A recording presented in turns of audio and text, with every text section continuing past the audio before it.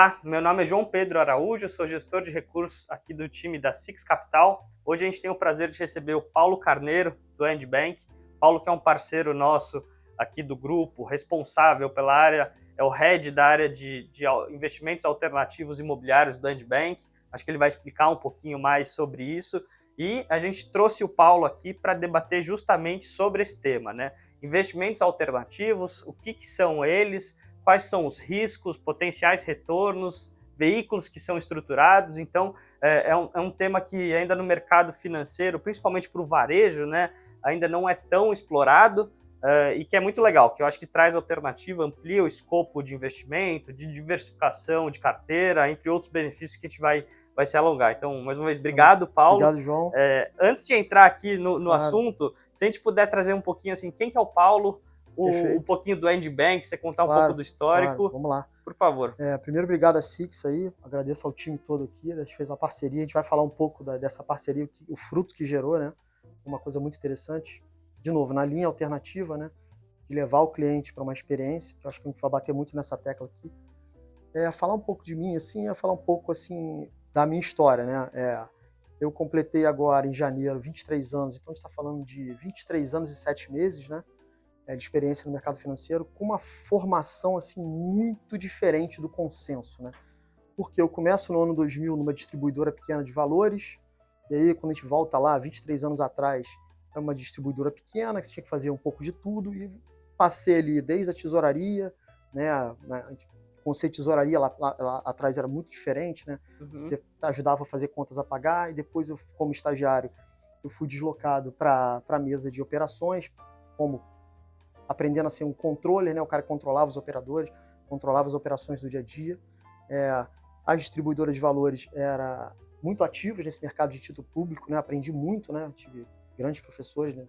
Ali na essência inicial. Tomei muito esporro, né? Apanhava bastante. Aquela época era ali, diferente, exatamente, né? diferente. O mercado formava as pessoas com muito mais resistência, né? Tinha que mexer na HP muito rápido, você não podia errar a taxa, vamos entrar em leilão, e aí, cara, e aí, estagiário, o que está acontecendo? Não sei o quê. Mas foi muito positivo, foram ali 3 anos muito sólidos. E aí teve uma mudança muito legal, né? Porque naquela época, a Ambima, ela soltava uns folders, papéis, assim, falando das outras instituições e o que as outras faziam, né? Uhum. E eu estava terminando a universidade na PUC do Rio, e aí eu olhei aquele folder, meu chefe na época tinha falado, pô, cara, eu gosto muito do mercado futuro, mas eu não entendo muito, cara. Se um dia você tem potencial, vai para o mercado futuro. Fica aquilo na cabeça, né? Na época, que é interessante esse caso, é o seguinte, chegou um folder da Ambima, eu sabia já, o juiz de futebol, Arnaldo César Coelho, Sim. tá? Ele tinha uma corretora muito relevante na parte de futuros, né? Mercadoria de futuros, na Bolsa, e era talvez uma das maiores, junto com a corretora Link, na época. A liquidez era muito mais tradicional, muito mais antiga, né? Tinha toda uma história, né? Ele não era só um juiz de futebol, ele também estava no mercado financeiro. Relevante, né? Exatamente. E eu falei, pô, como é que eu vou chegar nesse cara se eu não tenho pai no mercado, se eu não conheço ninguém? Mas eu sempre gostei de futebol. Eu falei, cara, preciso arrumar um jeito de acessar esse cara de uma forma meio, não sei como.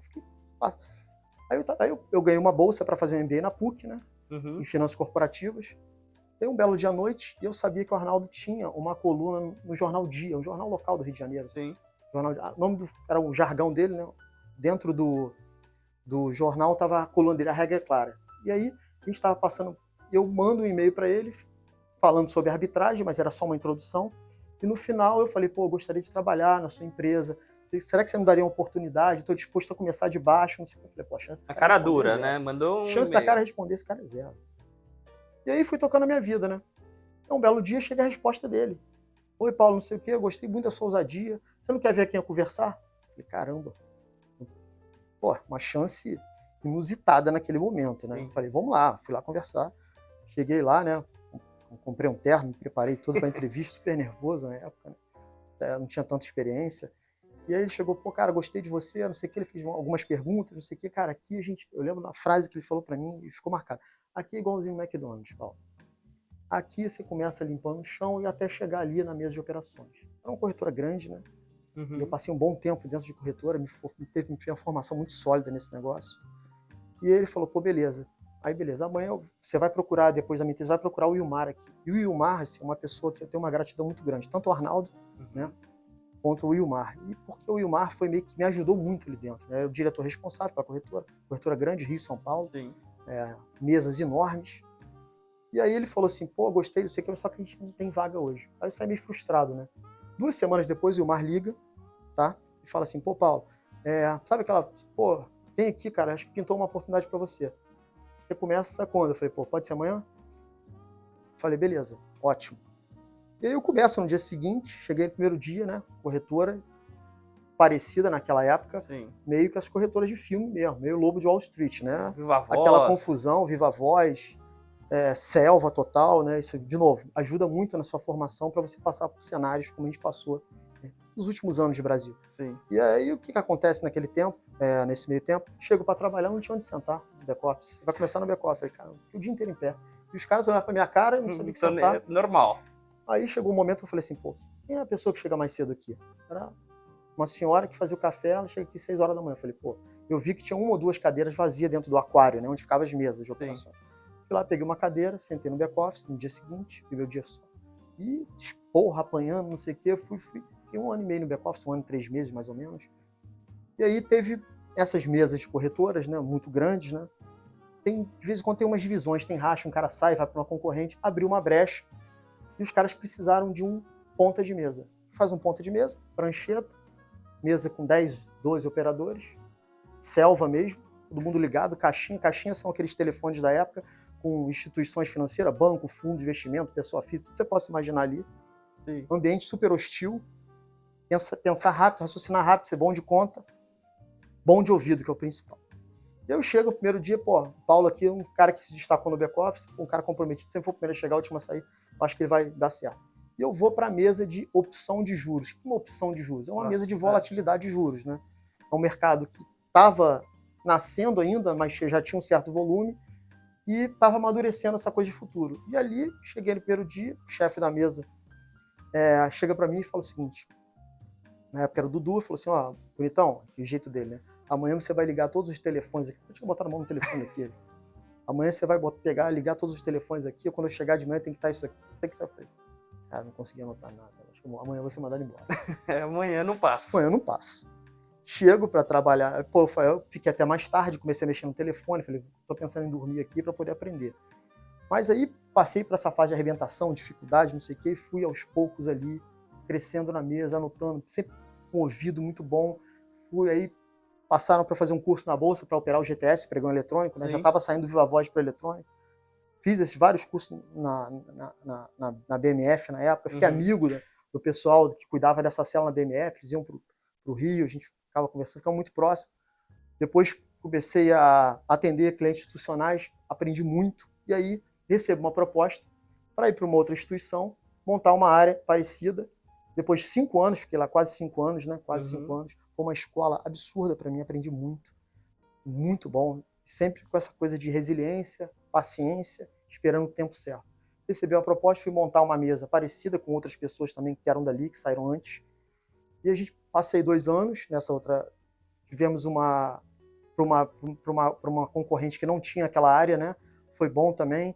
E aí depois, na época, a gente recebe uma proposta, tanto eu quanto o Marcelo, que a gente trabalha juntos já há bastante tempo, Marcelo Sandi, a gente recebe uma proposta para ir para o BTG. E aí, de novo, outra grande escola, talvez um grande chefe que eu tive também na mesma linha, que foi o Leandro Torres, hoje está no C6. Foi um cara assim, tivemos uma empatia muito legal e ele gostava muito da maneira que a gente trabalhava. A gente foi para lá, ficamos um tempo, talvez não tão longo quanto deveria, talvez é uma das coisas, uma das reflexões que eu faço muito para essa geração de hoje, ter um pouco mais de paciência, né? Sim. E ali eu estava muito talvez naquela euforia, e a gente passa um tempo lá e recebe de novo uma outra proposta para ir para uma corretora gringa, que era uma das maiores do mundo, na verdade, que estava vindo para o Brasil, no Cristo Redentor decolando, né? Também participei desse Cristo Redentor decolando, exatamente. Vi o Investment Grade Brasil dentro de uma corretora, o que acontece? E a gente vai montar dentro dessa corretora a mesa que já existia, só que não tinha performance tão boa. E aí, de novo, eu e Marcelo, a gente saiu do BTG, foi uma saída difícil, né? Até porque a gente tinha um respeito deles, mas naquele momento a gente entendia que a gente queria empreender e queria tomar um risco de fazer de uma forma que a gente acreditava, né? Isso foi importante. E aí vai nesse processo, consegue passar 4 anos e meio lá, conseguimos ter êxito, conseguimos, de novo, tomar mais risco, atender investidores institucionais, melhorar essa coisa. Então, essa formação dentro de corretora, que levou aí talvez uns 10 anos, né, desses 23, fez com que tenha um padrão de excelência de atendimento, buscar saber como é que o institucional pensa, saber como você vai abordar. Então, tem todo um processo. E aí, a gente é convidado para ir para Plural Investimentos, né, porque são ex-sócios do BTG, Rodolfo, Sim. Schwartz, e o Manuel, um cara que a gente tinha uma certa proximidade no BTG, faz uma proposta para ir lá fazer um pouco de que a gente faz e ter uma amplitude de outras, tá em outras áreas, participando de outras áreas. E aí foi enriquecedor também, eu acho que foi muito importante a nossa ida, né? A gente saiu de novo, mais uma vez, vamos tentar montar uma coisa diferente. Na época, o economista-chefe era o Mário Mesquita, a gente tive uma relação muito próxima com o Mário ali, naquele momento, a gente conseguiu montar a área, começou a dar certo, e aí a gente perde o Mário. Do Itaú, hoje ele está no Itaú, né? E aí que a gente fala, vamos precisar reinventar aqui. E aí a gente foi montar uma mesa de crédito privado, que é uma coisa que estava começando ali em 2015. Montamos a mesa de crédito privado, conseguimos fazer começar a operar esse mercado que estava muito início. Hoje a maioria das gestoras de multimercado tem áreas de crédito. Sim. Era quase ninguém. E aí, de novo, construir relacionamento institucional, a gente sabia fazer. E aí isso permitiu a gente começar a ser aproveitado em outras áreas do banco. Então a gente vai lá para o DCM, eu sou deslocado também fazendo uma função meio híbrida, né, para dar suporte. O presidente do banco está viajando, quer pegar um mandato e quer saber mais ou menos, para aquele perfil de empresa, o que é spread de crédito. A gente já tinha uma certa sinergia, ajudou muito. A grande dificuldade ali, na verdade, era a gente não ter balanço para poder dar firme oferta, era melhores esforços. Tivemos alguns casos de sucesso lá, eu não consegui concluir, mas ajudei. Então foi da Irani Celulose, a gente conseguiu fazer uma captação de 500 milhões sem ter balanço, criando toda uma história muito legal. Dentro da Plural, aí passei também por IB, fiquei muito próximo do time de imobiliário também, participei das discussões, e aí sempre muito próximo aos donos do banco. Banco pequeno, você responde muito para o dono, Manuel ali sempre ajudando a gente, deu um suporte importante, é outro cara também que foi muito importante na minha trajetória. Eu acho que eu tenho certa gratidão por todos eles que passaram, isso é importante. E, de novo, a gente é deslocado, tanto eu quanto o Marcelo, a gente está junto nessa história toda. E aí a gente vem com o Diogo também, que é um cara também, talvez, uns grandes talentos, assim, que eu pude trabalhar, de ter começado com a gente como estagiário, hoje é um profissional super sênior.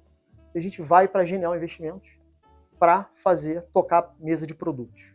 O que é uma mesa de produtos? Eu estou quase finalizando aqui e vou chegar no Andbank.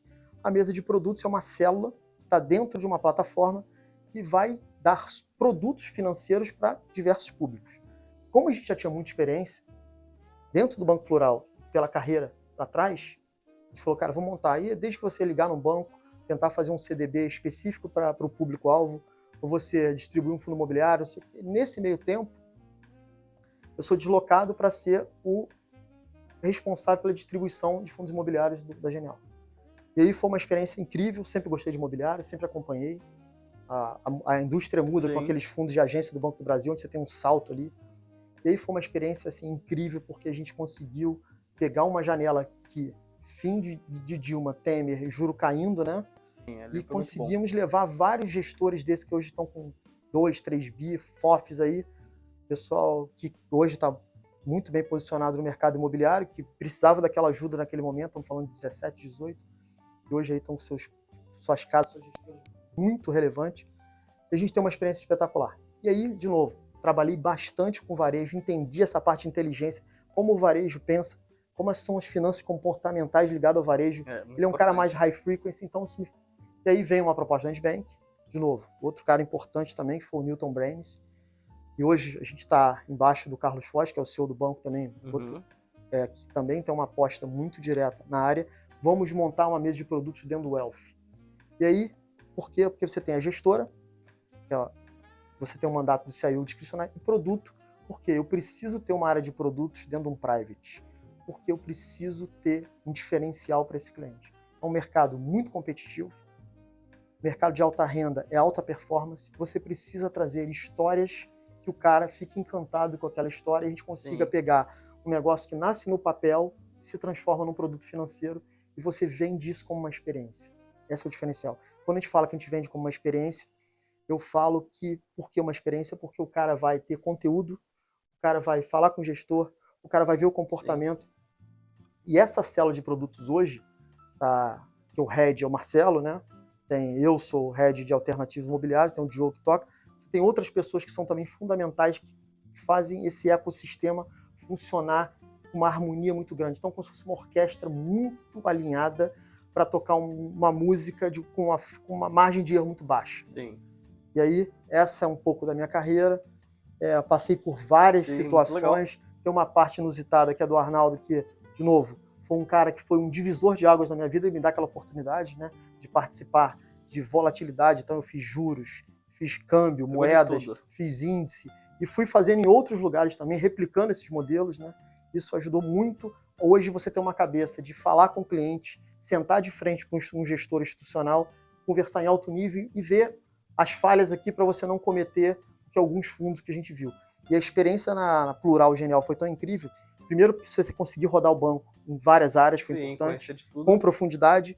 E aí, quando você vai para o varejo e vê aquela plataforma crescendo, que já está bastante consolidada hoje, tem desafios, como todas as plataformas têm, né? Que é o educacional, mas você vê que tudo isso somado, você chega no momento hoje que é um público-alvo mais sofisticado, mais buy and hold, né? Que ele compra, senta em cima e quer carregar essa experiência, permitiu a gente conseguir fazer alguns casos de sucesso.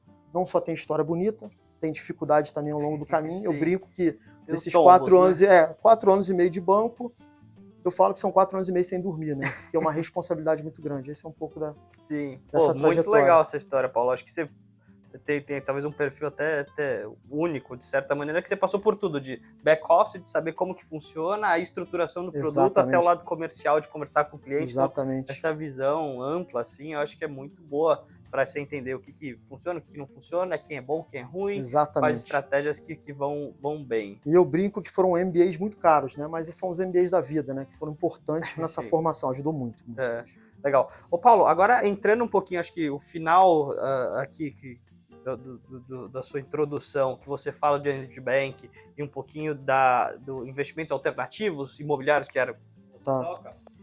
Você pode explicar o que é um investimento alternativo? Eu acho que o público em geral, né, principalmente em varejo, entende muito o que é um fundo de renda fixa, tesouro direto, ações, Bitcoin, mas quando você fala investimentos alternativos, pode ser que fique um pouco de dúvida. Então, assim, o que você entende, o que é investimentos alternativos? Perfeito. Investimento alternativo, o que é importante em investimento alternativo? Primeiro que é uma classe de ativos que não é tradicional. A gente virou uma commodity você falar investimento em fundo de renda fixa, fundo de ações, multimercados. Então, o alternativo ele não está nessa classe de ativos. Onde se encontram os investimentos alternativos? Ele está muito mais ligado à economia real. Ele gera impacto na sociedade. E onde está a economia real, você tem arbitragem, você tem assimetrias, você tem ineficiências que você, com o investimento alternativo, você consegue corrigir. O fato de gerar impacto para a sociedade, que é importante, é que você consegue gerar renda, gerar emprego, retirar ineficiência, e tudo isso com o investidor dentro desse produto, participando dessa etapa e vendo o sucesso desse produto. Então, são teses que não têm uma correlação direta com esse mundo mais líquido, são ilíquidos, mas tem retornos expressivos. Então, a gente sempre fala, retornos ajustados ao risco, né? Sim. E é um universo muito específico para isso. E falando um pouco dessa célula dentro do banco, para quem não conhece o End Bank, né? É um banco de 90 anos, né? Que ele nasce em Andorra, né? Um principado. São 2 famílias que controlam o banco, tá? Sempre fizeram private bank, sempre tiveram um DNA de não ter produto próprio, justamente para poder ter essa capacidade de escolher os melhores, não ter conflito de interesse também. E ele vem para o Brasil ali em 2007, eles conseguem encontrar uma pessoa para tocar essa operação, que é o Newton Brand, foi a pessoa que levou, a gente fez a introdução da gente dentro do banco, né? E hoje a gente está sobre o CEO hoje é o Carlos Foz, que toca essa operação no Brasil. E o End Bank hoje, e ele ele fala, agora a gente vai sair de Andorra, nós vamos entrar na Europa, foi para a Espanha hoje, independente, se eu não me engano, eu acho que é o private independente da Espanha, é o 7º no ranqueamento, ele já está em 11 países, a operação no Brasil nasce em 2007, em 2011 faz o primeiro M&A, ou seja, compra um multifamily office, para poder entender para botar um pouco da cultura deles aqui, vira um banco em 2015, né? E a partir daí vão comprando outras operações e vão aumentando a OM. Hoje a gente tem 9 bi de OM, E a gente tem todo esse processo de private bank sem conflito e tentando usar essa célula aqui para levar uma experiência diferente para o cliente. Levar produtos Então a gente diferentes. também é um alternativo a tudo que está aí. Então Sim. eu acho que o alternativo também encaixa aqui. Eu acho que é importante. Não, legal. Acho que você deu um pouco da ideia, assim, é uma divisão bem clara, né? Líquidos e alternativos. Muitas vezes os investidores não têm essa visão, né? Exatamente. E dentro dos alternativos, se você pudesse falar os principais, dar alguns exemplos de tipo de produto, assim, que você falou bem ligado à economia real, falou um pouco de imobiliário também, mas me dá um exemplo hipotético de um fundo alternativo que você chama. Tá, vamos lá. Você tem fundo de investimento e participação, né? Ele pode ajudar a desenvolver um projeto de saneamento, né? Que é um exemplo. Um fundo propriamente imobiliário com uma tese muito alternativa de fazer empréstimo ponte para um certo grupo seja incorporadora, seja empresas ligadas ao setor. Alguma coisa ligada diretamente ao agro também é alternativo hoje, a gente consegue. Ou financiamento de uma cadeia específica do agro. Você tem também hoje venture capital, né? Que é aquela coisa de você pegar uma empresa tech e tentar entrar no risco do equity da empresa e gerar valor nessa empresa. Você tem também hoje venture debt, né? O que é isso? É você conseguir, em vez de entrar no equity, você fazer uma estrutura de dívida para essa empresa, para essa startup, né, no caso, ou uma outra consolidada. Você tem fundos assim ligados, chamado legal claims, né, como precatório, né, que são dívidas de estados, municípios e da União. Então, você tem fundos de precatório. Você tem questão de obra de arte, né? Você tem fundos de obra de arte. Sim. Que é outra coisa alternativa. Você tem hoje fundos que compram direitos autorais também. Você compra a agenda do cara para 5 anos. Isso ficou famoso na pandemia, né? Pandemia, eu vi bastante exatamente. Cantor sertanejo vendendo, vendi os meus shows dos próximos 2 anos por 200 milhões de reais. E aí você consegue capturar isso, tanto o lead, né, quanto a receita que seria destinada para ele de um Spotify, de um canal no YouTube. Então, são todas essas alternativas que geram, de fato, impacto para a sociedade. A gente vai citar uns exemplos aqui, vai entrar um pouco mais no detalhe. Sim. Vocês vão ver como se faz uma transformação. Ainda nessa parte teórica, antes de entrar aqui nos exemplos, Paulo, a gente viu que essa parte de alternativos é bem ampla, né? A gente falou de direito autoral até agro, imobiliário. Então, disputa ilegal, né? Sim, tem assim, um escopo amplo. Isso. E você também citou uma parte de ilíquidos e retornos expressivos, né? Que eu acho que as pessoas podem ter, quando elas pensam em alternativos, que elas olham um investimento diferente, ela fala, eu quero um retorno superior do que eu tenho ali nos tradicionais. Exatamente. Né? Então, o que o investidor talvez deve analisar da parte de risco, né? E retorno também? Porque, eu falei, é um segmento muito amplo, tem que dar mais retorno, é ilíquido, então parece que fica um pouco nebuloso às vezes. Não deve ser uma tarefa fácil essa aqui, né? Não. Então, o que você elencaria como os principais pontos para olhar tanto para risco quanto retorno? Perfeito. Né? Vou tentar usar um pouco do meu chapéu aqui, um pouco da minha experiência, né? Que toca essa área hoje, junto com o time todo lá. O que a gente tenta fazer? Quando você vai escolher, de fato, uma gestora, uma tese, né? Essa tese ela pode nascer num papel, ser abstrata, seja porque eu originei a ideia e vou fazer provocação uma gestora, sempre evitando conflito de interesse, que é importante, né? Ou seja, o gestor traz uma estratégia pronta para a gente tentar analisar. Como você vai analisar esse negócio, não é uma ciência exata. Primeiro, você tem que entender o regulamento do fundo, a política de investimento, entender a história desse gestor, se esse cara está realmente comprometido com essa tese, entendeu? Como é que é o turnover desse time, quanto tempo esse time está dedicado a fazer isso junto. Porque se mudar, e de novo, eu vou fazer uma alocação expressiva, eu não posso errar. Minha margem de erro é baixíssima, eu não posso errar. São famílias, são comerciais do banco, tem toda uma história de relacionamento e confiança que não pode ser quebrada, a gente não tem o direito de errar, né? E quando você faz isso, você tem que debruçar em cima, fazer compliance, analisar risco, conversar com pessoas, ver um pouco da história pregressa do gestor, entendeu? Entender um pouco dele, ver essa questão, olhar a rede social do gestor, se ele deixar, se for aberta, é importante, o comportamento social desse cara, se ele está realmente comprometido. Porque ao longo dessas experiências, que foi de forma resumida aqui, eu vi coisas assim... Apanhando que se aprende, né? Apanhando e vi pessoas que, pareciam sérias, no final não eram, entendeu? E assim, hoje a gente tem que ter uma preocupação muito grande. E outra coisa importante, se o gestor é ansioso em maturar a tese, ou seja, eu estou numa gestora, eu preciso captar, eu preciso que essa célula aqui cresça rápido para eu poder monetizar. Isso é outra coisa importante, ver o estágio de vida que esse cara está. Por quê? porque esse cara tem que ser experiente, ele tem que estar com uma carreira consolidada, ele pode até ter conseguido se monetizar pelo talento dele. Isso faz parte das escolhas de vida. Mas esse cara tem que estar muito alinhado que o meu dinheiro vai ser transformador para ele pelo seguinte, o meu investidor, o meu perfil de investidor, ele é muito buy and hold. Então, quando a gente fala para o público em geral, busque debruçar em cima do regulamento, saiba fazer reflexão profunda, usem os canais de RI para poder provocar, entendeu? Busque conteúdo, o conteúdo está tão democrático hoje, que você vai, de fato, debruçar em cima, porque, na verdade, você não pode, neste momento que você tem um retorno expressivo, que tem muito mais risco, retornos ajustados ao risco, que é importante, você não pode se dar o luxo de entrar nesse efeito coletivo, né? De pegar e comprar sem saber o que você está comprando. Sim. Então procure seu assessor de investimento, procure seu comercial, o cara que está com você há muito tempo, tem uma certa profundidade de conhecimento para você fazer uma venda verdadeira, uma venda correta, e se aquele produto dentro do seu portfólio vai encaixar.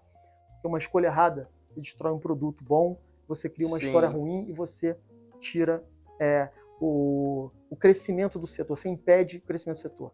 Isso é importante. Então, assim, quando eu falo um conselho, o que a gente faz lá é tentar brigar em cima da tese e participar. A gente tem que ter uma gestão muito ativa, a gente tem que participar na gestora, estar sempre lá, discutir, tem um caso, problema aqui, é um problema ali, o que vai corrigir, e cuidar desse negócio, até o produto amadurecer. Mesmo que vai amadurecendo, você vai, Sim, de certa forma, ficando um pouco mais confortável. Mas não é uma ciência exata, é importante isso.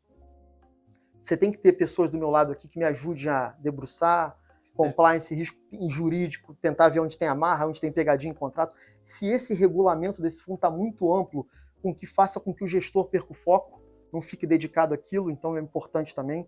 sim. Eu já vi quando você vai levar um fundo para uma outra casa distribuir, já fui surpreendido de amplitude de regulamento, de entrar mais no detalhe. Então tem sempre gente querendo arrumar um problema para não alocar. Então você tem que ter um certo cuidado na construção do produto. E quando a gente participa, de fato, ativamente, né, sendo CIDR, ou seja, se o cara vai financiar a estratégia inicial daquele gestor, como eu falei aqui, olhando todos esses detalhes, o mais importante aqui é você ter um alinhamento muito forte do investidor com a maturidade, com o amadurecimento do produto. Porque senão você destrói o produto.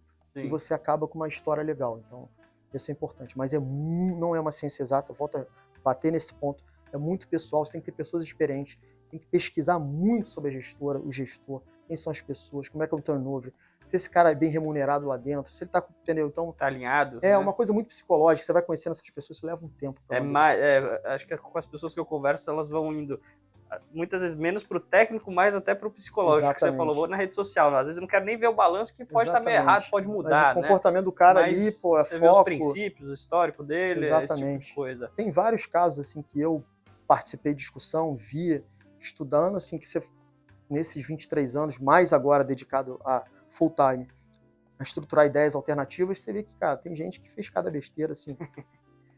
E o cara tinha uma história e, pô, o cara tinha um desvio de conduta ali, então, assim, é muito difícil você acertar 100%, né? Mas você tem que estar tentando estar muito bem amarrado e ter, do seu lado, um regulamento que proteja o seu cotista, né? Sim. Você tem que ter um bom administrador. Outra coisa importante também que fala, você precisa ter um bom administrador e você tem que ver um pouco desse capital intelectual, não só o capital intelectual do gestor, do time, quem vai tocar a estratégia, mas a gente tem um problema aqui, você tem que ter administrador, assim, com uma certa capacidade de te defender se precisar, entendeu? Sim. Porque, na verdade, quem é dono da ideia é o cotista. Ele está patrocinando aquilo ali. Muitas vezes ele nem se vê nessa posição, né? Fala, mas é verdade. Dono, mas o dono é o cotista. O gestor é um prestador de serviço, assim como administrador, auditor, por aí vai. E eu acho que um ponto que você tocou que é bem relevante sobre risco é o investidor entender também os riscos que ele está correndo. Exatamente. Estou entrando nisso aqui, mas eu sei o risco que eu estou correndo. Acho que você colocou uma frase ali que eu até falava para meus clientes, que é, às vezes você entra no investimento que é bom, mas não encaixa para você. Então, às vezes o cara, por exemplo, um fundo de ações que tem um prazo de 5 anos para maturar, mas um resgate de 30 dias. Ele bota o dinheiro, tira daqui 6 meses, perde dinheiro, mas aquele fundo dentro do período lá da política dele foi bem, né? E aquele investidor acabou perdendo dinheiro. Então, assim, o investidor entender do risco, né? Muito saber importante. O que ele está correndo, assim, o risco não é ruim, o ruim é desconhecer esse risco, né? Então, acho que isso alinhado com todos esses pontos que você falou também são muito bem importante. E para completar, para finalizar, é importante você fazer o API do cliente, análise do perfil de investimento. Por que o API do cliente?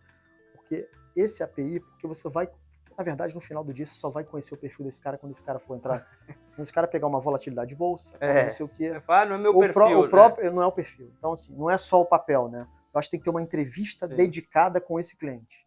Tem uma falha aqui, que em momentos de euforia, teve uma falha grave passa algumas que a coisas. gente viu aí o resultado da destruição de bons produtos na bolsa, né? Sim. Então, assim, a gente precisa olhar com um pouco mais de carinho e também não se deixar levar por oportunistas, né? Você vê hoje, a CVM está mais de olho agora, eu sempre pontuei isso nas reuniões internas que eu faço para o nosso time lá, que, pô, você tem pessoas hoje que têm uma certa influência pelas redes sociais, que às vezes não tem uma profundidade de conhecimento e solta uma besteira, fala mal, ou quer gerar lead, ou quer gerar seguidor e acaba gerando um efeito coletivo. Sim. Então, essas pessoas têm que ter Tem que ter responsabilidade cuidado, né? fiduciária.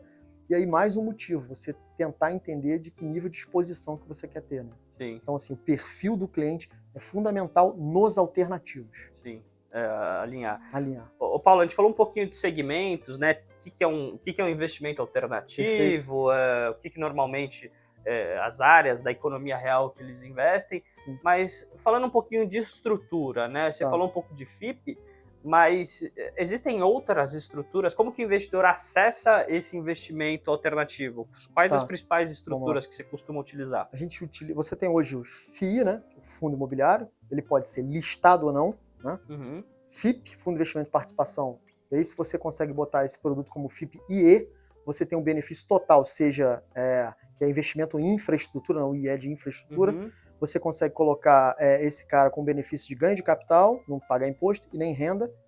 Você tem os FDICs. Então o FIP, só para entender, se ele investe em uma empresa que pode investir numa empresa de saneamento, por exemplo, você tem qualquer renda ele é isento. Qualquer renda ele é isenta e se por acaso todo esse portfólio for sofrendo reavaliações e você tem uma valorização dessa cota, né?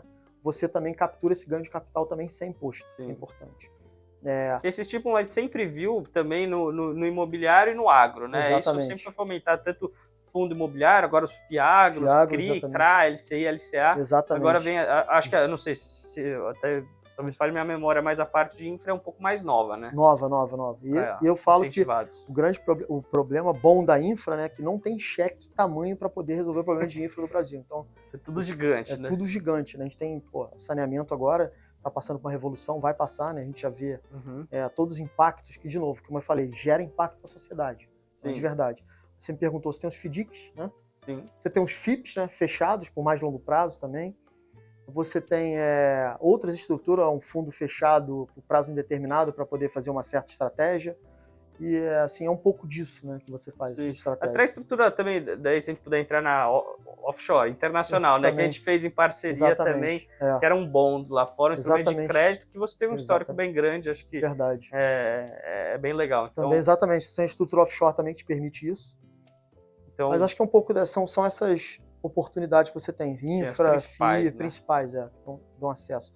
Você tem hoje os fundos de precatórios que eu falei, né? Você faz um fundo, você pode fazer um fundo de crédito privado, multimercado, que te permite dar uma flexibilidade maior para o gestor, né? Para poder se dedicar àquela estratégia, também é uma coisa muito legal. Sim. E aí isso é muito legal, porque você faz um fundo que eu gosto muito, que é uma discussão muito que a gente tem lá com o time da Leste, né? Você faz um fundo de 3 anos, né?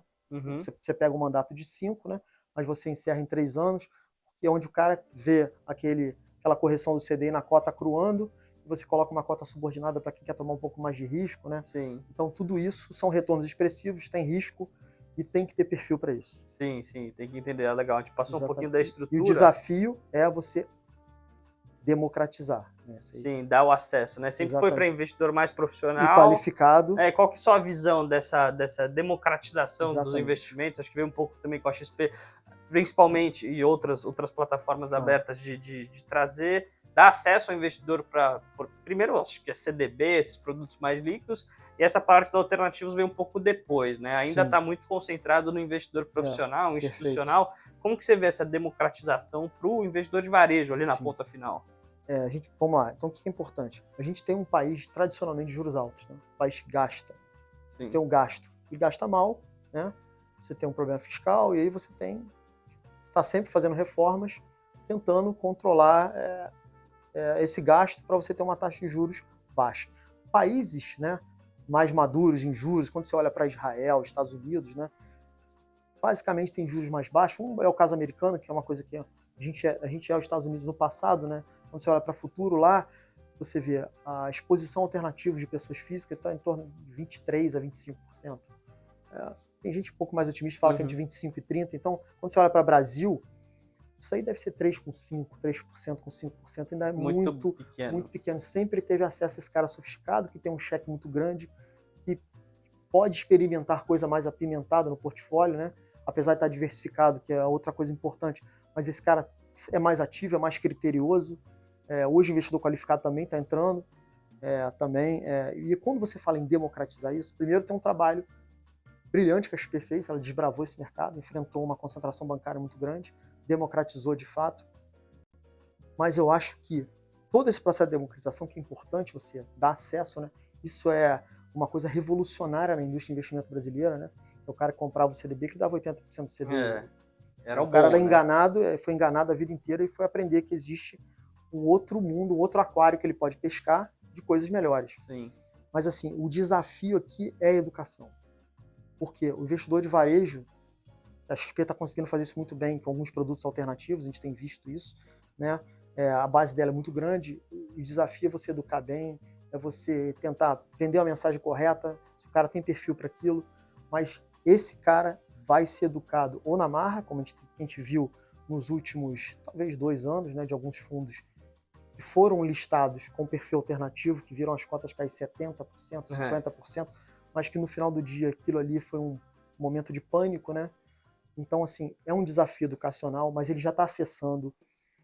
Eu acho que essa crise, pandemia, pós-pandemia, que de fato o dinheiro voltou para a renda fixa dos juros, né? Do juros 1%, né, que tá muito no DNA do brasileiro, mas de fato esses movimentos de correção de cota, seja uma cota na bolsa, seja o cara pedir resgate, teve muita gente que aprendeu um pouco na marra. A gente viu muito isso pela indústria imobiliária, mesmo nos piores cenários crescer. A gente tem 1 milhão de novos investidores que entraram talvez nos piores momentos da indústria, quando uma discussão que eu sempre tive aqui, quando prédios na Faria Lima negociando a 19 mil metros quadrados, isso é uma coisa que eu falava muito dentro do banco, sendo que o custo de reposição de você replicar o ativo está 43 mil, dependendo da região em São Paulo, e as cotas negociando na tela, porque na ninguém tela queria comprar, ninguém queria comprar. Varejo, né? E é exatamente, peraí, vamos lá. O cara olha aquilo ali e esquece que por trás tem um prédio, tem N locadores, tem essa distância tem um banco, ali, né, do home broker para a vida real. Eu acho que esse é o alternativo entra ali, né? Entra aqui. Então, assim,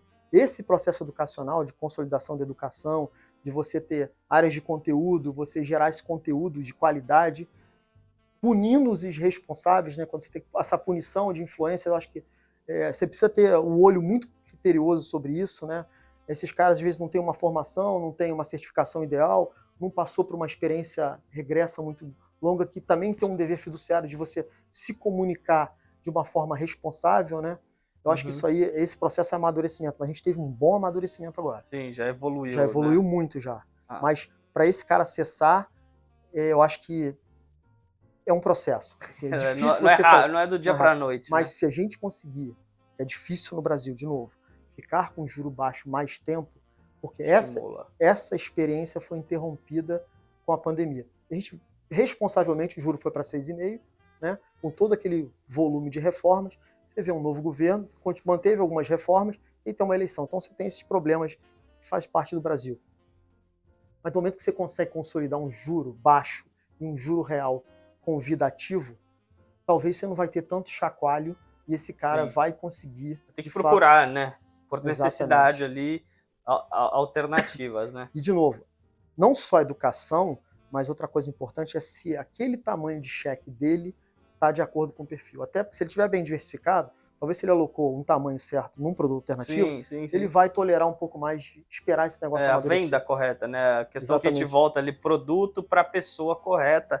E até uma pergunta que eu falo, que assim, você está falando bastante de produtos individuais, né? Falar, tem uma tese agro que é interessante, mas quando olha para a parte do investidor, né, que você até falou um pouquinho de perfil do investidor, os produtos alternativos se encaixam como um tipo de produto para compor portfólio. Portfólio, Né, exatamente. e isso é um atrativo, você enxerga para o investidor, como que ele deve analisar isso para compor a carteira Sim. dele e tudo mais? Primeiro que você está descorrelacionado ao ruído, né? O que acontece? Quando você vai para a economia real, você tem uma série de ineficiências. O cara que tem um problema real, seja um cara que tem uma grande empresa, que tem uma ineficiência ali, que ele não consegue, ou ele está pegando dinheiro emprestado no banco, o banco está esticando a corda e num momento de crédito ruim, fecha a porta para ele, ele precisa de uma certa alavancagem, já não tem mais recurso próprio para colocar, né? e ele tá vendo ali que ele não consegue. Isso é importante, esse ser o funding dessa estratégia, mas então a economia real ela te permite arbitragem, né? Então isso está muito descorrelacionado a você estar com esses produtos comuns, né? Renda fixa, renda variável, multimercado, equity, por aí vai, né? Dessas classes ativas, você coloca uma descorrelação no portfólio. Se aquele negócio tiver o tamanho ideal, o perfil ideal, você vai surfar aqui um retorno que muitas das vezes pode absorver uma certa perda em outras áreas. Então, o fato de você ser descorrelacionado ao ruído, a tudo que está acontecendo, Ali, ajuda muito, porque o gestor que vai cuidar dessa estratégia, ele não está naquela pressão de ter um resgate de D mais 30, Sim. Entendeu? Porque ele vai ter que desesperadamente fazer liquidez, prejudicar os outros investidores que estão abraçados na tese. De novo, para esse produto dar certo, é uma coisa que a gente leva muito a sério dentro do banco. É paciência para maturar o produto. Porque a gente viveu com produtos lá no banco listados, tá? Que não sofreram tanto quanto outros produtos mais maduros, que é importante, muito porque a gente colocou a pessoa certa, manteve uma comunicação correta em todos os momentos mais difíceis e nos melhores momentos, sempre apresentando, sempre fazendo o gestor estar sempre presente, sempre próximo, e aí o cara conseguiu ver que aquele produto realmente é descorrelacionado, realmente entregou renda, entregou ali, né? E compõe a carteira. Então acho que é fundamental. Um exemplo que você deu, até desculpa te interromper, Paulo, mas eu nem lembro o valor, mas você falou, pô, tinha um cliente X que queria aportar 5 milhões. Eu falei, não. Exatamente. Essa passagem é muito legal. A gente estava fazendo uma apresentação de um fundo, né, alternativo também, ligado mais ao imobiliário. Teve essa coisa aconteceu 2 vezes. E o cara gostou tanto da tese que ele falou, vou colocar 5 milhões. Aí tive que ser mal educado, no sentido, ele fala assim, você não vai colocar 5 milhões. Porque se amanhã você tiver um problema, dor de barriga, uma separação, ou isso aí for um tamanho, você vai querer sair, não vai ter saída, e aí você vai culpar. Então vamos fazer o seguinte, primeiro ter uma experiência num tamanho menor, você se sentir confortável com a tese, eu impedir de que, imagina todas aquelas outras pessoas que estavam no presente no evento, compraram a tese, colocaram dinheiro, e a gente vai e coloca esse fundo na bolsa, sem liquidez, com poucas negociações. Amanhã esse cara tem uma dor de barriga, ele vai precisar vender, e aí seja na bolsa, seja pedindo um resgate, das melhores maneiras. E aí você acaba arrebentando essa cota 30%, 40%. Todo mundo que está comprado na ideia lá atrás vai ter uma experiência ruim. Isso, acha que o ativo está indo mal, mas o ativo está performando normalmente. E aí eu vou ter todo um trabalho de recuperação desse negócio. Então, de novo, quando eu volto lá no tempo e falo, cara, que eu sou 4 anos e meio sem dormir, é muito por esse negócio, de tentar ser o guardião dessas estratégias. E aí eu acho que a área de produtos, né, o time de execução, de bolsa, o time do Renan, do Luca, todo mundo muito alinhado ali dentro, o próprio comercial do banco, sabendo que, vendendo o próprio comercial do banco, eu acho que está muito mais preparado para vender nesses 4 anos, assim, hoje, produtos, porque a gente construiu essa experiência junto. De novo, eu não fiz nada sozinho, tive um apoio espetacular do comercial, essa relação de confiança, não só do comercial, como dos clientes, como da direção do banco, como de todas as pessoas querendo aproveitar essa experiência, foram fundamentais para a gente fazer um sucesso. Então, de novo, gera alfa na carteira, entrega retorno acima do esperado e é descorrelacionado. Então faz todo sentido você ter alternativo.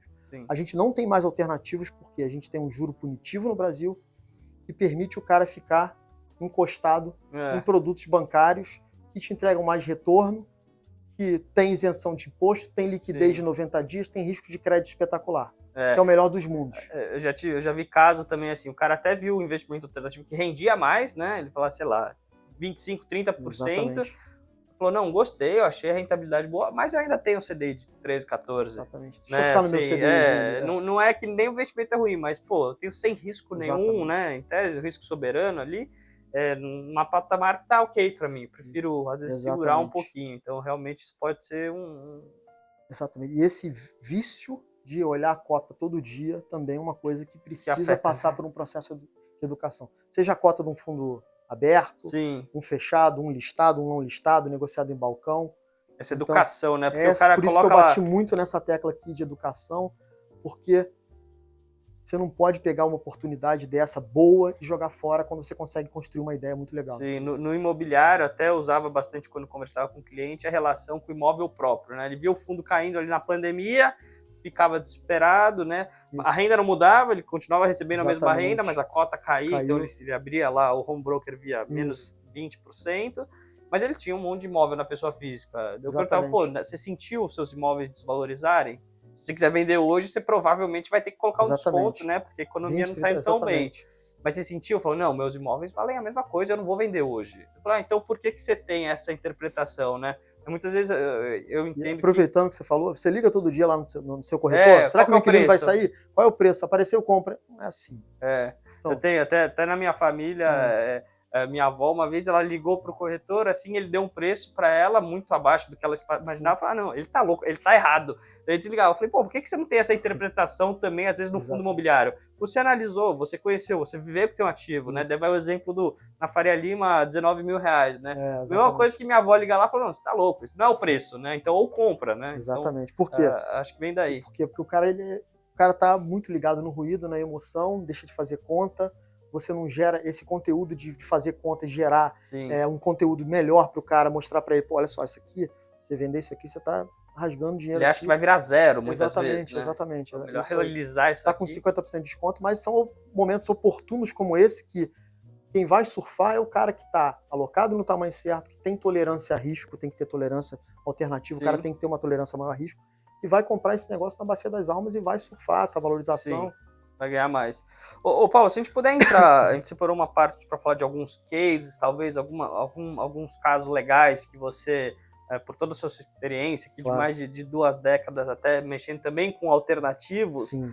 não sei, algum de agro, de Vamos lá, imobiliário, de venture capital, não sei. claro, Se fizer uns casos, desde quando nasceu o produto até o fim tá, dele, qual que foi a perfeito. experiência, o que você viu de legal, o que você Claro, viu de até tombo que você já tomou, talvez, lógico, eventualmente, poderia ser lógico. Vamos, interessante. vamos, vamos, vamos falar aqui. É, bom, então, quando a gente montou a área de produtos dentro do Endbank, né, é justamente nessa ideia de que eu preciso trazer uma coisa diferente para o meu cliente. Só distribuir o que todo mundo está distribuindo não faz sentido, eu sou mais um. Uhum. Onde eu vou trazer valor agregado, onde eu vou diversificar o portfólio do meu cliente, o que eu consigo fazer para trazer esse cara para cá, porque ele tem dinheiro aqui, ele tem dinheiro no Credit Suisse, tem dinheiro no Itaú, tem dinheiro na XP. Vamos tentar criar coisas aqui muito Virar uma específicas. casa especializada. Vamos criar coisas menores aqui, porque, pô, se eu levar um deal desse para uma plataforma grande dessa, o cara não vai querer nem olhar, não paga o custo do analista. Então, geralmente o discurso é esse. E aí, a primeira estratégia nossa, a gente acabou de chegar no banco, e aí o Richard, né, da Cartesia Capital, que é uma gestora, né, um gestor de crédito, tem uma larga experiência em crédito, ajuda bastante você ser já um cara já que viu muita coisa, né? Sim. Já desde trabalhou na Moody's, a gente Reis, desde a ser gestor de um fundo de crédito local, desde ter dado crédito para locadora de automóvel onde em determinado setor ninguém dava.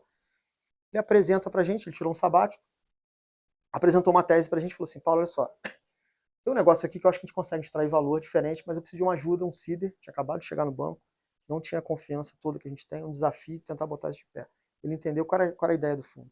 Ele falou, a gente tem um problema, uma ineficiência no Brasil hoje, é o seguinte, você tem 30 incorporadoras listadas, né, que tem acesso a mercado de capitais, que ele pode se diluir, vender um pouco de participação que ele tem ali para levantar dinheiro, ele consegue alavancagem rápida, ele tem linha com o banco, esse cara, ele consegue comprar terreno, pagar ágio, e tem um outro mundo, sei lá, 25 mil, 50 mil, difícil quantificar isso, né, porque quando você vai olhar, não sei se é no IBGE que você procura, você não consegue ver o que o cara que é incorporadora, construtora, então, fala da incorporação barra construção, né? Uhum. Você tem um universo de incorporadoras que tem um bom produto imobiliário, a gente tem que olhar isso como um produto, ou seja, o cara vai fazer um apartamento de 2, 3 quartos ali, com uma qualidade, com acabamento, que tem um bom produto imobiliário, que ele é um incorporador, seja ele boutique, ou seja familiar, ou seja um incorporador médio, que tem um produto imobiliário, está no preço certo, está no lugar certo, mas teve algum problema de ineficiência de gestão dele, ele estourou o custo de obra e ele vendeu um pedaço desse empreendimento, construiu uma boa parte e não consegue terminar essa obra. Então a gente fez uma tese de um fundo de término de obra pelo Brasil. Sim. Pegava até obra parada também ou não? Exatamente. Então você tem todos os critérios que ele vai financiar o Eleger. projeto, exatamente.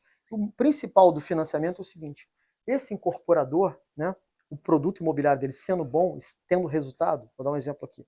Lanço aí um produto com VGV de 50 milhões, e o incorporador, pagando todos os custos na linha final, vai botar 15 milhões no bolso. Limpo. E, pô, teve uma ineficiência aqui, ele está precisando de 10 milhões para terminar essa obra. Já tem uma carteira de crédito madura, que são aqueles mutuários pagando, né? O produto é bom, tá precificado legal e tem resultado aqui embaixo. Então, o fato de ter resultado, pô, esse produto aqui está no perfil. E aí o fundo ele vai justamente procurar essas operações, muito porque o gestor incorporou na pessoa física, na região oceânica do Rio de Janeiro, teve todas as dificuldades, entendeu como é que funciona uma incorporação, viu de perto, fez planilha, entendeu, estourou obra, teve que lidar com prefeitura, não sei o que, então ele sabe as dores do incorporador. Mas é um universo gigante, a construção civil emprega demais no Brasil. Sim. E fundo imobiliário virou hoje uma coisa importante no portfólio das pessoas, né? Essa questão da renda passiva. Sim. A gente faz o produto, né, justamente para salvar esse cara. É um fundo que empresta caro, com uma razão de garantia muito alta, né? A gente fala de 180% a 270% de garantia. E o fundo ele não entra no risco da incorporadora. Ele vai financiar o projeto. Então todo o projeto Ali é um projeto, né? Ele vem para dentro do fundo. Então toda a carteira de recebíveis vem para cá, os apartamentos com valor descontado também pertencem. Tudo. Exatamente. E aí você contrata, você faz um fundo de reserva gordo, você empresta esse produto à inflação mais 3, o cara olha 3, esse negócio vai acabar, não é bem assim. Tem muita garantia aqui, tem muito valor aqui dentro. Lembrando que o incorporador na linha final tem um resultado para destravar. Sim.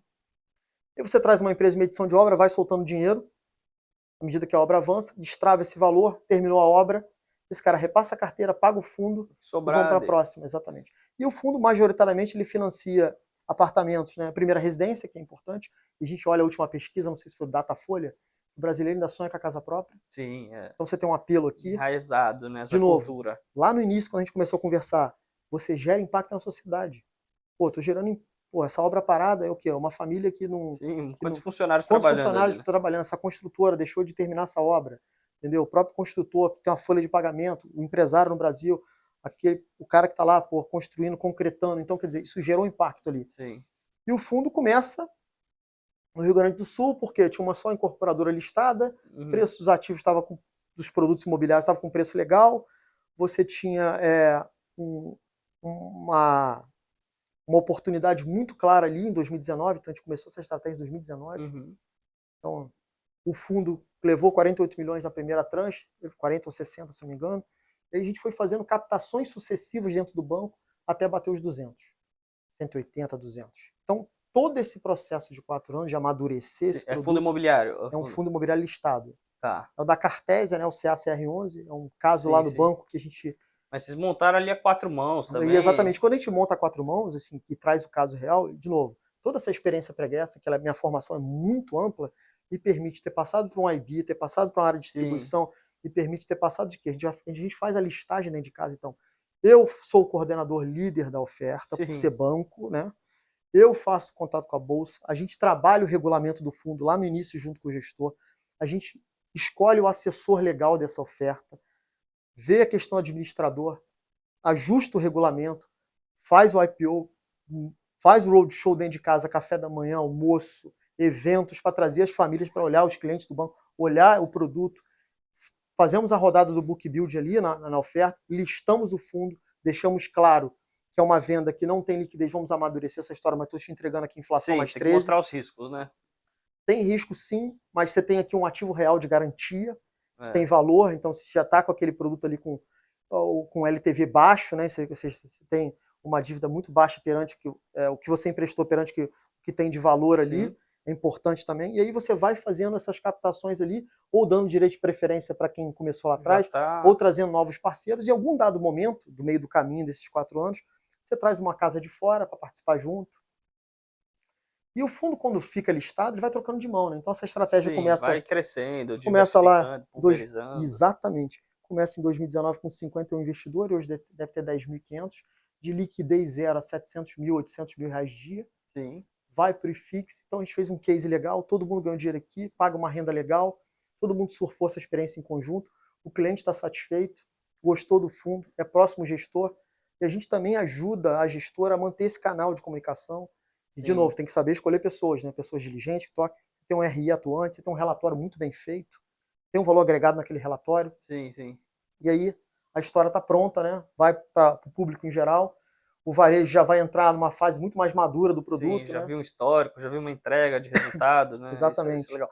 E outro segmento que eu acho que também vem um pouquinho. O imobiliário ainda é pequeno, Tá, né? O muito. fundo imobiliário ainda é muito pequeno. A gente vê os que mais negociam, não devem negociar uma dezena de milhões por dia, os que negociam mais. Amadureceu muito a indústria. Já amadureceu, mas ainda assim ainda tem espaço, né? exatamente, tem Que a muito gente espaço fala. ainda. Para Mas consolidar também. tem outro que é um pouco mais novo. Eu acho que Isso. está com o mesmo tamanho, né, de pessoa física, eu não sei, a parte de Fiagro, Tá, eu não sei como vamos tá, lá. mas é mais novo e vocês também entraram Entramos, assim, exatamente. enxergaram uma oportunidade assim. Eu, por exemplo, sou um pouco mais leigo nessa área. Tá, E vamos eu lá. vejo que o agro tem 1 milhão de possibilidades, Tá, né? claro. Tem desde do comprar terra, fazer o arrendamento, tem a parte de crédito, a parte de participação, revenda, exportação. Então, assim, Perfeito. é um leque grande e o investidor de varejo também deve enxergar isso com uma certa dificuldade, Perfeito. né? Vocês participaram de alguma estruturação de fundos assim? Como que vocês enxergam essas Perfeito. áreas? Se puder trazer um exemplo, seria interessante. Vamos lá. Então, só voltando uma casa para trás aqui. Que interessante.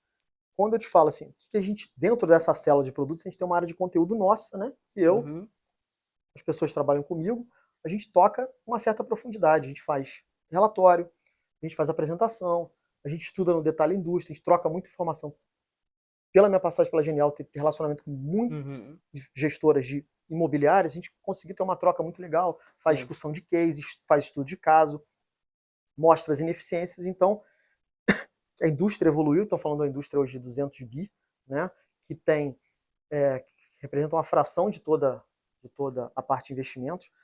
E aí, isso é importante também. E aí, quando a gente vai olhar um pouco do agro, a gente teve uma febre do agro. Como é que começou o agro? O agro, essa lei ela é votada ali em dezembro 20, tá? Por quê? Existe uma necessidade do tamanho do agro no Brasil, ele é relevante.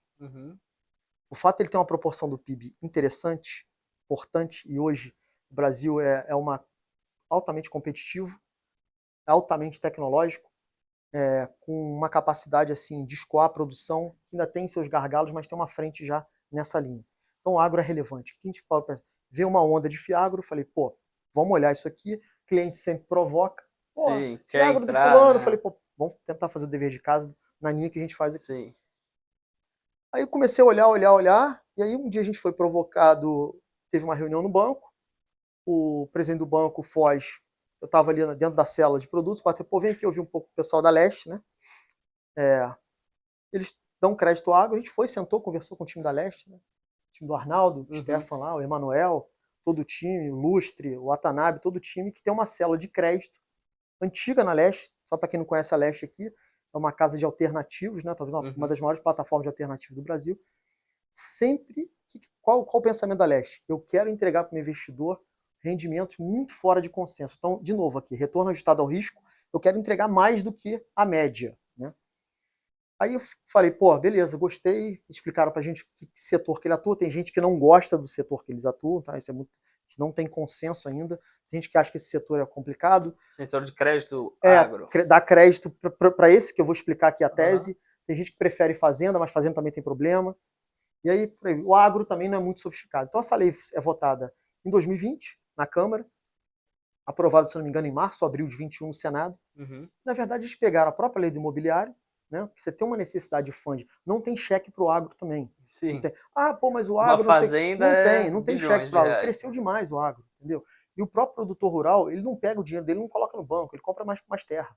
Sim. Então isso é importante. E o que a gente fez?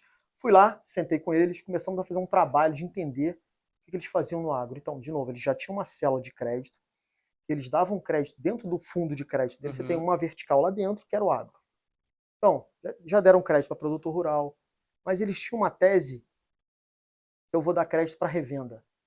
Quem é revenda? Revenda é aquele cara, como se você enxergasse um grande supermercado, posicionado numa região que ele vai vender o insumo para o produtor, o defensivo, o fertilizante.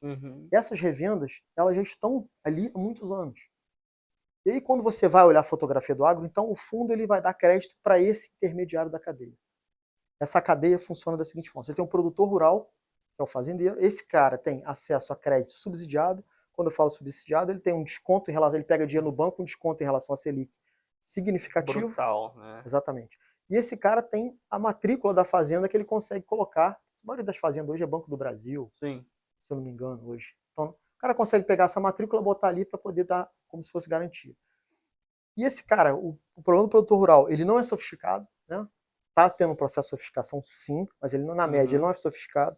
Se tiver uma quebra de safra de clima, esse cara vai inadimplir, mas ele tem uma relação que ele não inadimplir, que é o Banco do Brasil, sim, e a revenda. Por quê? Esse cara precisa do insumo para a próxima safra. Essa foi a tese que a Leste mostrou.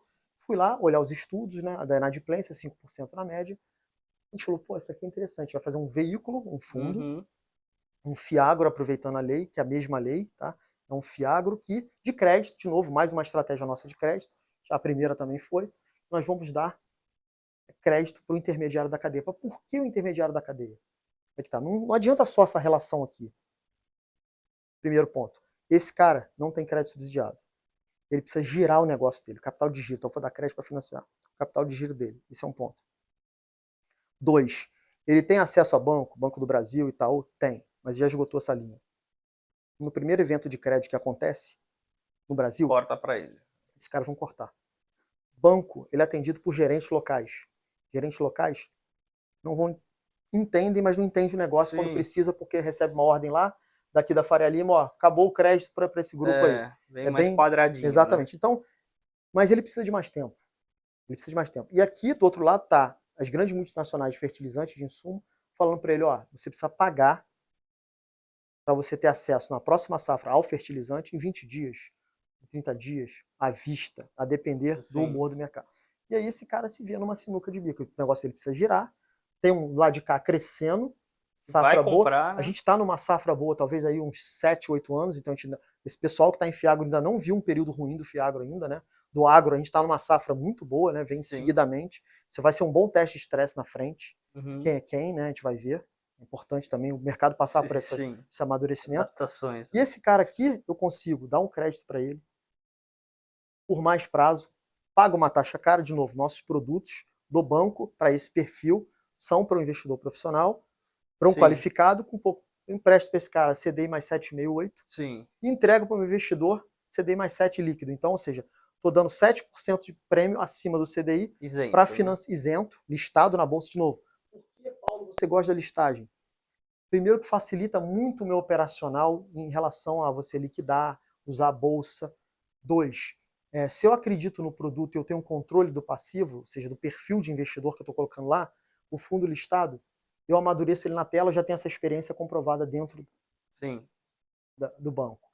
Meu investidor está muito alinhado. Se precisar vender coisa que acontece no meio do caminho, eu tenho uma mesa de execução brilhante que vai saber ter paciência com o investidor e falar para ele, cara, olha só, o tamanho desse cheque aqui para vender, vou demorar um tempinho, levar um tempo, mas isso aí vai criando. E à medida que o fundo vai divulgando o relatório, vai entregando o resultado, vai despertando a curiosidade de outros investidores que não conhecem o produto. Querendo entrar também. Exatamente. Então, o que o fundo pega de garantia? Na média, você tem uma inadimplência da revenda baixa. A Leste já dá crédito para a revenda há 7 anos. E ela fez toda essa originação de ir para o campo, de conversar, de colocar o pastinha, contratar, visitar esse cara, ver a questão da governança dele, ajudar o crédito, ele funciona como um agente de transformação. De novo, gera impacto na sociedade. Ó, se você melhorar sua governança, se você consegue mais barato, se você fizer um seguro clima aqui, eu consigo reduzir o spread. E aí você vai dando crédito para esse cara, você tem hoje um dado histórico, né, interessante para a gente deixar aqui registrado. Você tem 2.000 revendas no Brasil hoje. A Leste trabalha com o universo de 70, 80. São esses caras que ela já criou um certo ecossistema. E o fundo nasce 70% é revenda, soja, milho e algodão, que são as culturas muito relevantes, com diversificação geográfica de cultura, porque os outros 30% é melancia, amendoim, café, que são outras operações de crédito. Para entregar um retorno alto, uma liquidez que o fundo tem 1 ano e 3 meses, a gente conseguiu atingir na última captação, batemos os 100 milhões, ou seja, o produto está em fase de amadurecimento, a liquidez vem ganhando, e de novo, a gente consegue vender uma experiência legal. Por quê? Porque o investidor que vai lá, ele vê o educacional, a gente fez um paper. Por que a ideia de fazer um paper da área, né? Porque, de novo, a gente tem uma célula de conteúdo também importante nessa história. Por que eu vou fazer um paper? Porque eu quero que, como se fosse um panfleto da rua, de um empreendimento, de uma casa de festas, não sei o quê, porque o cara vai pegar, o cara leigo que vai ler aquilo ali, ele vai entender a tese. Então a gente faz um panfleto primeiro para gerar o primeiro simples, didático, curto, uma página, vai gerar, fala um pouco da gestora, um pouco do retorno-alvo do fundo, quem são as revendas, como é que funciona o agro, quais são as garantias, como que ele ganha dinheiro, como que ele ganha dinheiro, os riscos ali. Fiz pronto. isso, coloco esse paper para circular entre os investidores, para mostrar para um amigo, tá no evento, não sei o quê. A gente consegue fazer o cara vender a tese da forma correta, sem os gargalos. E, de novo, eu dou a experiência legal, porque o cliente vai lá, vai entender a revenda, vai perguntar para o gestor. O gestor vai lá, eu levo o investidor na gestora 10, 20, 30 vezes. Eu brinco que eu estou ali, talvez 30, 40 vezes no ano na gestora, ou seja, levando o cliente. E acaba que você fica tão próximo que o próprio gestor fala assim, deixa o Paulo apresentar a tese, que ele já sabe que mais. Ele é o RI aqui. Então fizemos essa estratégia, fizemos um produto também espetacular com a Nave. Não sei se você conhece, a Nave é uma gestora de equity, deve ter mais ou menos uns 12 bi sob gestão. Uma casa que tem um DNA de investir em infraestrutura, isso é bom. Tá? Que aqui, de novo... Vejo que é um pré-requisito assim, que você adota, né? Para os 3 casos que você falou, alguém que já esteja no segmento, né? Que tenha uma tese já meio comprovada, porque muitas vezes o ativo em si é um pouco mais abstrato, né? Então tem que ter alguém que você fala, pô, esse cara sabe fazer. Sabe fazer. O que é legal? Todas essas escolhas, você tem que se basear, todos aqueles critérios que eu falei de escolha, você tem que olhar muito para o capital intelectual. E botar todos aqueles parâmetros que eu falei, olhar um pouco da história do cara, o que ele fez. E a Nave conseguiu, através, trazer um bom capital intelectual para desenvolver esse produto. Por que a gente fez um fundo para desenvolver parques solares, ou seja, é um fundo de geração distribuída fotovoltaica, geração distribuída solar. Por quê? Por que os sócios da Nave? A gestora viu essa oportunidade de fazer um produto onde tem alinhamento de interesse. Todos os produtos nossos, que é outro ponto que eu não falei, tem ter skin in the game. O gestor tem que estar junto aqui. Botando dinheiro lá, se perder, ele perde. Exatamente. E aí o que acontece? Eles conseguiram, nesse momento que tinha um benefício da lei de você pedir o parecer de acesso para plugar uma planta dessa na distribuidora, aqui em São Paulo é CPFL, no Rio Light, Goiânia, não sei se é Enel, agora não vou lembrar, te dá uma relação de desconto na conta de 1 para 1. Ponto. Então, a gente tem uma oportunidade aqui de desenvolver parques solares em regiões muito específicas, mas, de novo, aqui a história também é interessante, e é alternativa. A gente faz um FIPE, né? Não está listado, tive estratégia de listar, não está listado, pode ser que a gente vá listar, mas aqui é uma estratégia oportunística também, que não é só de renda, mas tem uma oportunidade interessante aqui. E aí, como é que você conta essa história? O produto chega lá, já meio que pronto, a gente participa, vamos melhorar essa comunicação aqui do material publicitário, isso aqui não está legal, meu investidor, vocês não estão mandando a mensagem certa, deixa eu olhar o regulamento antes, vão melhorar isso aqui. Pô, eu acho que você está se comunicando mal aqui na apresentação, melhora isso aqui, seu RI, eu acho que não está tão pronto para a reunião quanto deveria.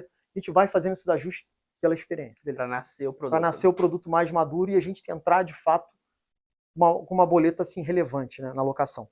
E aí o que é legal? Eles conseguiram, por ser uma casa que investe em infraestrutura, no portfólio de ações de equity, eles trouxeram do BNDES o Guilherme Albuquerque, que é um profissional de carreira do banco, 13 anos de BNDES, participou da concessão de saneamento da SEDAI no Rio de Janeiro. Imagina você pegar uma empresa de saneamento no Rio de Janeiro, ainda conseguir, tá na mão da Assembleia Legislativa, você conseguir fazer uma concessão, você conseguir privatizar aquilo ali. O Guilherme participou de tudo isso. O Guilherme tem uma capacidade de fazer crédito estruturado ligado à infra. O Guilherme participou de concessão de rodovias, então é um cara que tem muita experiência em infra. Traz o Guilherme Albuquerque do BNDES para tocar essa célula oportunística. Traz o Guilherme Sassi, que é um cara que trabalhou em empresas ligadas ao setor de geração, tocava a parte Project Finance no financiamento de infraestrutura no Santander, junta esses dois caras, trazem como sócios da Nave, monta essa célula de infra e vem com o FIP com essa tese. O que é legal? De novo, gente, quando eu olhei inicialmente, eu vi que você tinha um risco de desenvolver os projetos. Eu falei, cara, daí que você mostrou que eu acho que a nave mostrou um posicionamento assim que eu achei que deveria servir como exemplo. Eles falaram o seguinte, olha, todo o processo de diligência da escolha dos terrenos, diligência ambiental, importante. Estava saindo meio que ali, esse negócio vai fazer um ano e alguma coisa. Você estava com problema de frete na China. Uhum. Quem vai importar as placas solares da China? Somos nós na física, os sócios da gestora. Quem vai pagar a diligência somos nós, o escritório de advocacia, se não me engano, na época, acho que foi o Demarest, na época, um escritório grande de advocacia. Uhum. Tudo isso foi muito bem desenhado, eles colocaram na frente e a gente decidiu que nossos investidores entraram no segundo momento. Depois. A gente conseguiu fazer essa estratégia muito bem feita. O Guilherme conseguiu, nesse meio do caminho, o fundo ele nasce com um percentual de equity, ou seja, dinheiro, e uma certa alavancagem, ou seja, por fato de eu ter os projetos, eu consigo pegar financiamento através Barato, né? de certificado de recebível imobiliário, né? Ou debênture de infraestrutura, a lei permite. Uhum. E ele conseguiu também, para melhorar ainda mais o retorno, a margem, a TIR do projeto, ele conseguiu pegar uma linha no BNDES, protocolando isso um ano antes, que é o Fundo Clima, na verdade, que vem do royalties do petróleo, né? Sim, sim. Para você investir em energia sustentável. Tem uma tese toda ESG, que pegou aquele momento, aquele burburinho de ESG. Sim. E o que aconteceu? Primeiro fundo, um sucesso, recebeu uma reavaliação, você tem que fazer avaliações, é obrigado, né? O administrador exige que você faça a reavaliação do portfólio andando rápido, conseguindo desenvolver muito bem. E aí a estratégia aqui é depois de 2 anos e meio você vender esse portfólio para um player estratégico e eu dar um retorno para o meu investidor de 2 a 3 vezes o dinheiro que ele alocou, sem imposto, dessa forma. E nessa estratégia também fizemos um fundo também, dentro do banco, uma parceira nossa que é a Red Investimento, para desenvolver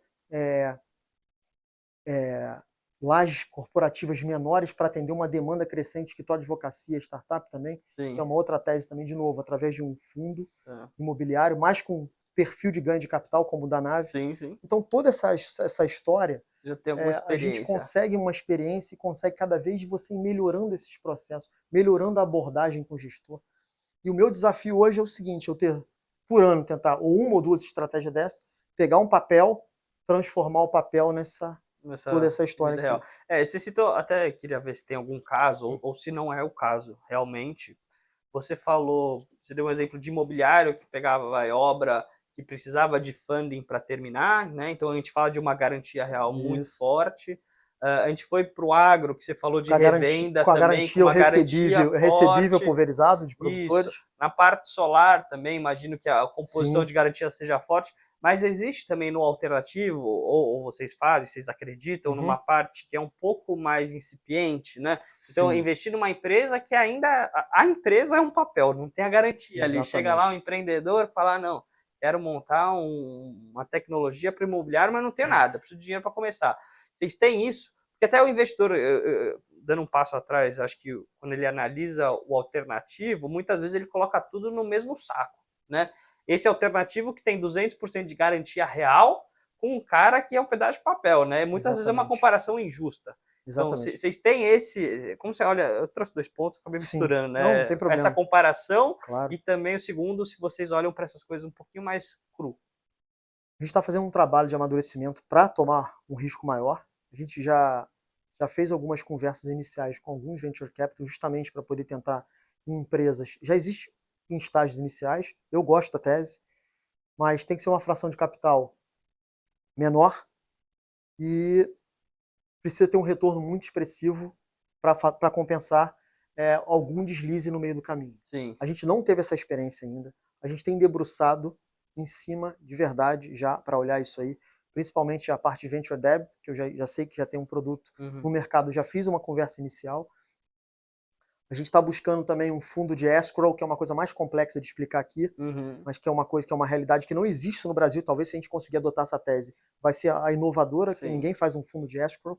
Só para deixar bem claro, um FIP fechado antigamente, você tinha um ano, você fazia um investimento de 10 anos com 2 de saída, né? Então você tinha 12 anos. E ao longo do caminho, todo esse dinheiro que é alocado lá, para investir em várias estratégias, várias empresas, ele tem que passar por uma conta chamada escrow. Quando termina essa fase de investimento, o gestor começa a sofrer uma pressão do cotista para dar liquidez para ele, às vezes não tem a liquidez desejada. Sim. Mas você tem um dinheiro ali, que que está alocado ali, está ineficiente, e você consegue comprar aquele dinheiro com desconto, para justamente promover a liquidez. Distribuir, né? Isso aqui dá um retorno de 30% ao ano. Nossa, Então isso aqui é uma tese que eu estou debruçando, tem uma pessoa que olha isso com uma capacidade intelectual grande. Mesmo, Exatamente. Né? Quase uma operação de tesouraria. Exato, é uma operação de tesouraria e banco. Desafio aqui você ter bons advogados que consigam ver se tem algum problema legal nesse passivo, né? Que esse dinheiro está dentro do banco, está no Santander, está no Banco do Brasil, e você vai comprar esse, você está falando, eu vou comprar 10 milhões de reais por 6. Te libera agora, me libera agora, me dá aqui, mas eu consigo carregar isso aqui desde que então tem essa estratégia, mas a gente não pegou nem nada ainda. A gente já fez um fundo lá de energia, de comercialização de energia, um FDIC também. Essa estratégia foi feita também, mas ainda não sentiu o risco ainda nesse da gente early apostar. Stage Exatamente. Aqui ainda não. Essas são mais. Então, hoje em dia, posso falar que é um alternativo mais maduro, né? Que tem, olha para coisas com garantias, mais evoluídas, que tem ali um ativo real. Então, é mais esse o perfil hoje. Exatamente. Uma provocação que eu tenho feito diariamente, tem muita empresa boa, pequena, que está na bolsa, já com uma certa governança, que é um pedaço de papel, não tanto quanto uma startup, sim, mas o fundo lá fora, o Endbank lá fora, ele já investe nesse estágio. Ele tem um fundo justamente para entrar focado no nisso. tal do early stage, né? Sim. Entrar bem no início ali. Mas eu tenho feito provocações, se vale a pena a gente encontrar dentro dessas small caps que não está no radar de ninguém, alguma tese que a gente consiga transformar aquilo ali e levar essa empresa para a bolsa na mesma experiência que eu fiz aqui, para tentar transformar. É só outro veículo, né? Outro que a gente veículo, falou, exatamente. né? Você está falando de FIP, FII, exatamente. Aqui você está falando de equity já listado, exatamente. mas a tese é um pouco que a mesma. Exatamente, mas a gente ainda, eu acho que meu investidor ainda precisa de amadurecer um pouco mais para tomar esse risco. Sim. Tem perfil para isso? Tem. Mas eu acho que isso vai chacoalhar mais do que ele está acostumado. Ajudar, e já chacoalhou, os produtos aqui chacoalharam.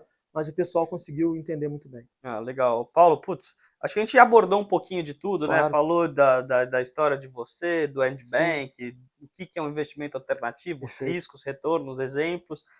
Não sei se faltou alguma coisa, mas primeiro queria agradecer aqui a você ter aceito o nosso convite para fazer esse bate-papo, que é muito importante, ainda mais gente gabaritada.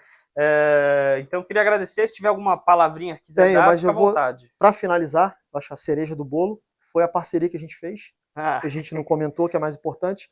Só para falar, vocês apresentaram um produto alternativo para a gente, antes de a gente finalizar. E, na verdade, é o seguinte, você tem um problema hoje na Califórnia, nos Estados Unidos como um todo, mas muito latente na Califórnia, que o valor do aluguel subiu tanto nos últimos anos que o salário mínimo não acompanhou. Então você tem uma população de rua que tem emprego, mas não consegue alugar uma moradia porque não consegue pagar. O que sobra, ele pode até ter o dinheiro, mas o que sobra para poder pagar frente às outras despesas não compensa.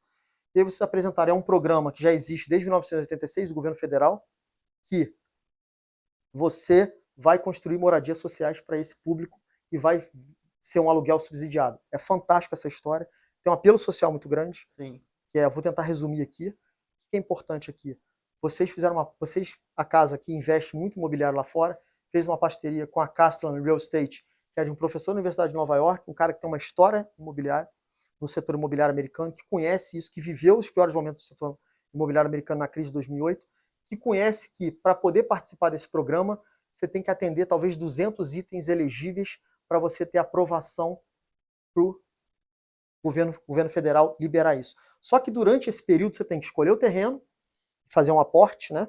Que esse valor aqui é reembolsável, e aí você tem que aplicar esses projetos que você tem um custo disso e espera talvez 1 ano e meio para poder passar todos isso. A resposta em 72 horas, mas até o dinheiro chegar aqui, o pessoal da Castellan precisa desse empréstimo ponte, a gente chama, né? Sim. E aí, para retornar para o investidor, a gente pegou esse momento. Quando o governo federal faz o crédito nessa SPE, nessa sociedade de propósito específico, para construir essas moradias, a gente conseguiu transformar esse crédito num bond, né, listado lá fora, com todas as regulações, com os melhores administradores do mundo, toda compliance e risco, transforma isso num bond para entregar para o nosso investidor.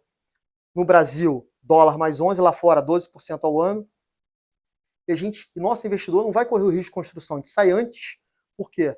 Eu consigo transformar esse crédito num bond e vendo para os bancos como o JP Morgan, que vai comprar isso descontado, porque alocando isso no balanço, ele tem um benefício fiscal importante e ele vai carregar esse investimento até o fim, podendo ter ganho de capital lá na frente, a valorização do ativo quando acabar por 20 anos essa concessão do subsídio, e posteriormente ele pode vender ou alugar essas casas. Então, mais um case incrível Sim. que a gente fez com uma exposição lá fora, totalmente correlacionada ao Brasil, com uma experiência boa.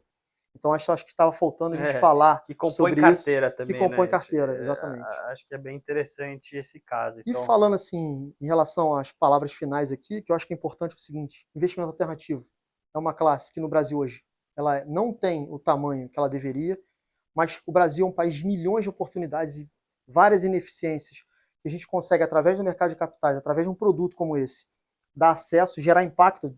Dei sim, vários exemplos aqui de impacto, desde a moradia social americana, que já é comum lá fora, um país maduro, e até você fazer um saneamento, fazer um FIP de geração distribuída, fazer um fundo para terminar a obra, financiar um cara do agro, fazer comercialização de energia.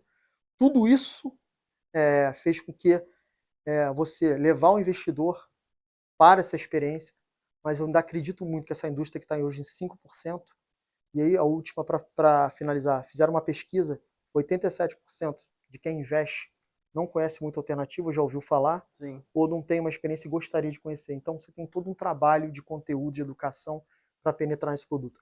A democratização, ela precisa ser com responsabilidade, e talvez quando ela estava naquele processo de fato amadurecer, veio uma pandemia, e aí de fato pegou tudo, bagunçou tudo, talvez a gente vai precisar talvez surfar uma onda de novo de juro baixo, mais com o investidor mais alinhado, mais preparado para a gente poder de fato colher mais fruto dessa história. Ah, legal. A gente Tá bom? está muito alinhado aqui também nesse pensamento. A gente acha que é um mercado que pode evoluir, deve evoluir Vai evoluir. bastante, né? Perfeito. Então, novamente, obrigado, Paulo, Nada. pela Obrigado a presença. vocês, prazer. É sempre importante a gente estar gerando conteúdo, gerando ideia, mostrar que tem coisas acontecendo fora dos bancos, em instituições menores, nesse mercado altamente competitivo, que a gente consegue escolher pessoas.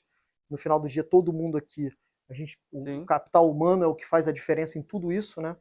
E gerar valor para o nosso investidor e gerar experiência que tem que ser inusitada. Sim, legal, Tá Paulo, bom? obrigado. Obrigado a E, todos. pessoal, se vocês puderem, compartilhem, curtam, comentem, que a gente aqui, na medida do possível, até acessa o Paulo para responder alguma dúvida.